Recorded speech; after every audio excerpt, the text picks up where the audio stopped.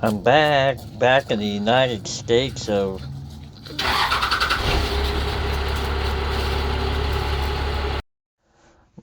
1997 Dodge Ram 2500 with the 5.9 Cummins 12 valve, mounted to a 5-speed manual NV 4500 transmission. Yes, it is a 4x4. Yes, I go through a carousel of vehicles.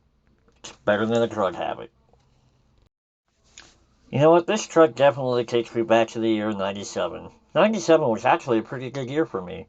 It was the last half of my fourth grade year, the beginning half of my fifth grade year, and I was just busy being a kid. But in 1997, things happened, good and bad. On the good side, Google.com was initially registered. The land speed record was set by the Thrust SSC jet car. The movie Titanic debuted, and South Park made its debut on Comedy Central. Now, for the not so great things, or the yinging of the not so great things, O.J. Simpson was actually found liable for the death of Nicole Brown and Dan Goldman. The North Hollywood shootout occurred. Timothy McVeigh was convicted for his part in the Oklahoma City bombing. And the state of Colorado had the Great October Blizzard. Back to the truck. A few weeks ago, Regular Car Reviews actually did a review on the 2004 Dodge with the Cummins diesel, and they made their own views and opinions about the truck. Basically, my take on it was just talking about the diesel community and how if you want a truck that'll run fast, basically, you probably have better options when it comes to diesels. But I think that's just more along the lines of the competition to the Cummins is, of course, the Power Stroke and the Duramax. Both of those trucks are V8s. Of course, you could probably get more speed out of them and a little bit more horsepower. But I feel the Cummins is actually just better for torque. And it's simpler, too. Just in my opinion, of course it's going to be simpler. It's a straight six. I mean, just to really boil it down, like, look at it this way. You've got 6 cylinders instead of 8. You've got one head instead of two. I mean, you tell me. But I digress.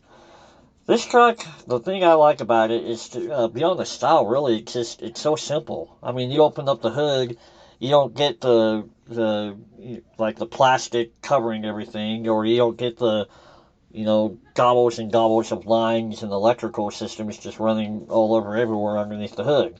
You open up on this truck, you open things up, you see where the air comes in, you see where the exhaust is, you see where all the fuel lines are running. It's just simple. It's easy to look at it and understand.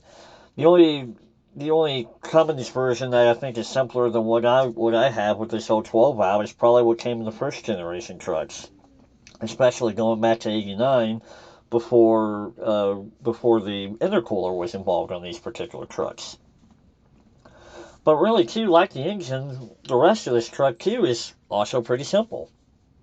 There's not a whole lot of like computer controls or gizmos or gadgets. It's just even on this truck, which was like the kind of like the early Laramie edition, where you do have a lot more options, it still wasn't a whole heck of a lot going on. Just like all you had really was the overhead compass and temperature monitor.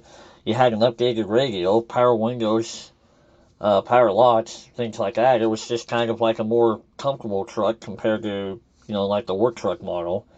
But especially compared to today, it was still a really simple truck. Not a whole lot going on to it. I mean, the controls made sense. You didn't have like a touch screen. There were dozens and dozens and dozens of buttons. And it's just, there's other weird little things I like about this truck, including the warning buzzer. I mean, like, you listen to most vehicles, they got like these singing or dinging, warning, like teen ignition or door warnings that just ding at you. No, my truck's just got the old fashioned, but I like it. Another great thing about my truck in particular is I feel like it has an anti-theft transmission. Who the heck knows how to drive a stick shift these days, especially a stick shift diesel? I mean, I'm actually kind of proud of the fact that I know how to drive a manual transmission, and I actually prefer it. But it is kind of nice to know that I don't really have to worry too much about somebody trying to steal this truck because not everybody these days knows how to drive a manual transmission. Sad but true. But the other thing I like is, even though it's not the mega cab like what I used to have a couple of years ago, there's still actually a decent amount of room with this extended cab. I mean, it's not like huge and cadaverous, but at the same time, it's not. We've dealt with vehicles smaller than what we have. I actually feel like I've got a little more room than what I had in the FJ Cruiser in regards to how much room we have with the back seat between the front seat. This truck is old, yes, and it has some miles to it, but I feel like there's definitely a lot of life to it. My particular truck was a one owner, well taken care of. And yeah, she's got her age marks on her. The paint's not doing too great, but it's not like she's rotted out either. She's got some dents, and of course, with the interior, it's got the Dodge interior issues that all these Dodges have out of this generation. My dash is cracked up, not doing too great. Seats are definitely, the driver's seat especially, has definitely seen its better days, but it's all stuff that you can easily see and fix if you choose to fix it. And I'm pretty sure I do plan on fixing my seat on the driver's side, because, yeah, that can be a pain in the butt, literally, after a while. But overall, it's a nice truck. I'm looking forward to driving it and kind of fixing it up as time goes on. And I'm definitely glad to be in a diesel again, even if it's older.